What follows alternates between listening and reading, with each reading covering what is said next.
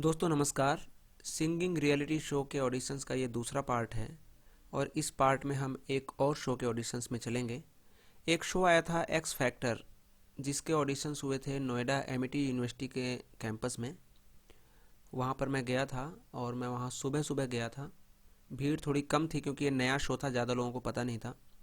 तो वहाँ पर कैसा रहा पूरे ऑडिशंस का प्रोसेस, ये मैं आपको बताऊँगा। तो दोस्तों आइए चलते हैं ऑडिशंस की उन लंबी लंबी लाइनों में जो वेन्यू गेट के बाहर लगी होती हैं, और वहाँ पर मेरे बहुत सारे सिंगर भाई आते हैं। ऐसे ही कुछ सिंगर भाई जो खड़े खड़े लाइन में गुनगुना रहे थे गाना, उनका गाना मैंने रिकॉर्ड किया। तो सबसे पहले उनका गाना आप सुन लीजिए, इसके बाद हम आगे की बात करते हैं। चाहूंगा मैं तुझे साँझ सवेरे, फिर भी कभी अब नाम तो तेरे आवाज मैं न दूंगा। ऐसी उलझी नजर उनसे हटती नहीं, क्या बात है, दांत से रेशमी डोर कटती नहीं। उम्र कब की बरस के सफेद हो गई, कारी बदरी जवानी की छटती नहीं। तो फाइनली 1.5-2 घंटे के बाद हमें अंदर जाने को मिला, एंट्री मिल गई हमें अंदर। तो सब लोग हम लोग अंदर जा रहे हैं वेन्यू पे, और आगे दिल्ली ऑडिशंस का ये पूरा बोर्ड लगा हुआ है, पूरा कैमरा क्रू के साथ पूरा उनका अंदर सेटअप लगा हुआ है। तो हम लोग वहीं जा रहे हैं। बहुत जोश होता था उस टाइम पे, इन चीज़ों की समझ नहीं थी कि क्या कैसे होता है। हमें एंट्री भी मिल जाती थी तो हम खुश हो जाते थे कि यार चलो अब जा रहे हैं रियलिटी शो में, और बस अब ये कर देंगे वो कर देंगे। तो वही हम लोग अंदर जा रहे हैं। और यहाँ दोनों तरफ चूँकि बैरिकेडिंग लगी हुई थी और बीच में पूरी भीड़, फिर आगे जाके हमको रोक दिया गया। ऐसा करीब करीब हर रियलिटी शो में होता है। और यहाँ पर अभी कैमरा घुमाऊंगा तो मैं भी आपको दिखूंगा। ये देखिए कैमरा भी घूमने वाला है। ये मैं रहा और ये रेड टी शर्ट में मेरा दोस्त, तो हम दोनों वहीं पर फंसे हुए हैं। और इस शो को होस्ट किया था उदित नारायण जी के बेटे आदित्य नारायण जी ने। वो यहाँ पर आएंगे, उनका सामने कुछ शूट चल रहा है। ये देखिए आदित्य नारायण जी आए, ये आपके राइट साइड में देखिए हैं। ये चश्मे वाले भैया हैं, उनके बगल में खड़े हुए हैं। तो वो थोड़ी झलक दिखाने के लिए आए, जोश वगैरह भरने के लिए। तो यहाँ शोर हो रहा है और भीड़ आप देख सकते हैं कैसे दबे हुए थे, ढंग से कैमरा भी नहीं पकड़ा जा रहा था। लेकिन हम लोग वहाँ पर एंजॉय कर रहे थे। कई सारी चीज़ें हम पहली बार देख रहे थे। शूटिंग ऐसे होता है, कैमरा ऐसे लगा होता है, क्रू मेंबर्स ये होते हैं।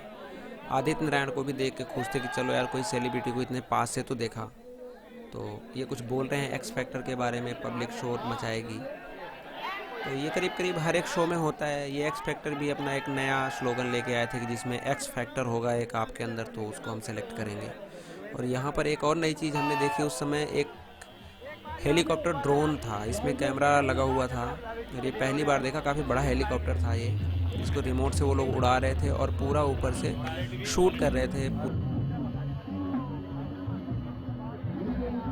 ये कैमरे की क्रेन लगी हुई है, ये भी आपको दिख रही होगी। तो ऐसे शूट चलता रहा बहुत देर तक।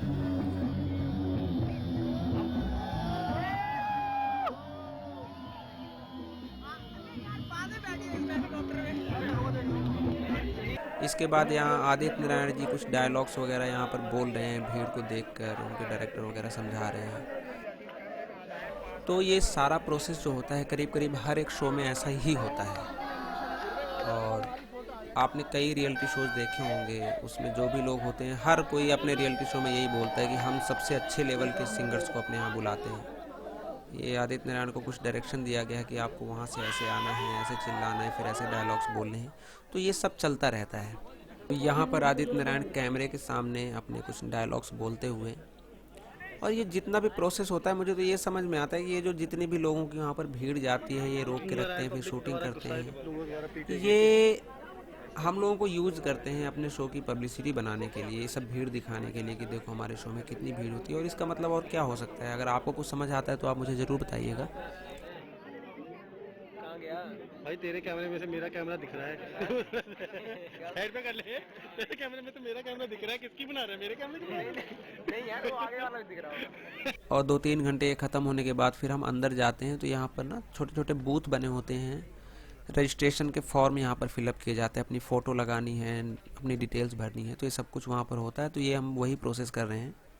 और इसके लिए मैंने वीडियो बनाया था कि जब आप ऑडिशन देने के लिए कहीं जाएं तो क्या क्या तैयारियां करके आपको जाना चाहिए, तो वो भी मैंने दिया हुआ, जैसे पेन, कॉपी, नीचे रखने वाला pad, staple machine, glue, photo, ये सब कुछ ले जाना पड़ता है। ये वहाँ पर नहीं मिलती तो बहुत परेशानी होती है। और ये प्रोसेस करने के बाद हम यहाँ पर आए। यहाँ पर भी एक देखिए सेट लगा रखा है इन्होंने, और यहाँ पर हमको बिठाया गया। जैसे आपने देखा होगा ना, सामने नंबर चिपका देते हैं, रजिस्ट्रेशन नंबर, आपने देखा होगा, इंडियन आइडल में देखा होगा, एक्स फैक्टर में भी तो करीब करीब हर एक शो में ऐसा होता है। और यहाँ पर हम लोग बैठे हैं, पता नहीं, हमें समझ नहीं आ रहा कि अभी आगे क्या होने वाला है। एक्चुअली सारा कुछ कैमरा क्रू को पता है कि हमें क्या करना है। यहाँ पर ये आदित्य नारायण फिर से आए, और यहाँ पर इन्होंने क्या किया था कि जितने भी लोगों के बैग्स रखे हुए थे आगे, उनको इन्होंने आगे रख लिया, और फिर उन्होंने इस तरह का एक डायलॉग बोला कि ये देखिए, ये अपने बैगों में अपने अपने सपने भर के लाए हैं, और ये एक्स फैक्टर से होके गुजरता है, ये आगे सपने पूरे करेंगे, ब्ला ब्ला ब्ला। और हम लोग बेवकूफ़ों की तरह सुन रहे थे कि यार ये क्या हो रहा है। और इसके बाद यहाँ पर जोश होता ही है, गाने वाले भी पहुँचते हैं। देखिए वहाँ पर भी गाना बोला कि आप गाइए, और वहाँ पर फिर ये देखिए गाना आप सुन लीजिए कौन सा गाया जा रहा है। और वहाँ पर वो लोग शूट कर रहे हैं इसको, सबको, पूरी चीज़ को एक माहौल बनाने के लिए। तो भाई साहब काफ़ी देर तक तो ये चलता रहा। इसके बाद एंट्री होने के बाद करीब 5-6 घंटे के बाद, इतना थकने के बाद कहीं फाइनली फिर हमारे ऑडिशंस होने शुरू हुए। पहला जो फिल्ट्रेशन राउंड होता है उसमें मैं सेलेक्ट हुआ, और भी कई लोग सेलेक्ट हुए। तो फिर हम जाके अंदर, अब यहाँ से भीड़ थोड़ा कम होना शुरू हो गई। ये देखिए हम लोग यहाँ पर सेकेंड राउंड के लिए बैठे हुए हैं आगे जाने के लिए। यहाँ पर भी एक ये भैया हैं जो कुछ बजा रहे थे, अच्छा, बहुत अच्छा बजा रहे थे, तो मैंने इनका भी क्लिप लिया।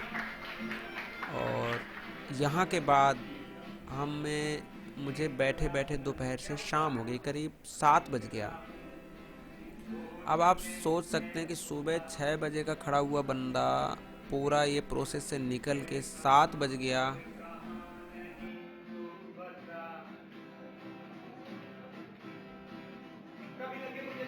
ये गाना मैं रिकॉर्ड मैंने किया यहाँ पर, और बज गया दोस्तों 7 से 8, रात हो गई।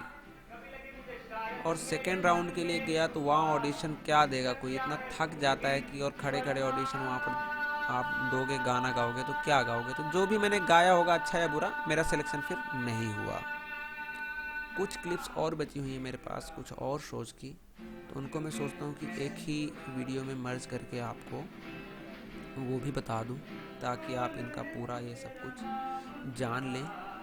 मैं ये नहीं कह रहा कि ये शो अच्छे होते हैं या बुरे होते हैं, मैं सिर्फ ये बता रहा हूँ कि मैंने जो ऑडिशन दिए हैं या और भी लोगों ने जो ऑडिशन दिए हैं, वहाँ पर ये सब कुछ होता है। अब ये अच्छा है कि बुरा है, जाना है कि नहीं जाना, इसका डिसीजन आप लोगों के ऊपर है। तो आप देखते रहिए, अगला वीडियो जल्दी ही लाऊंगा। Thank you.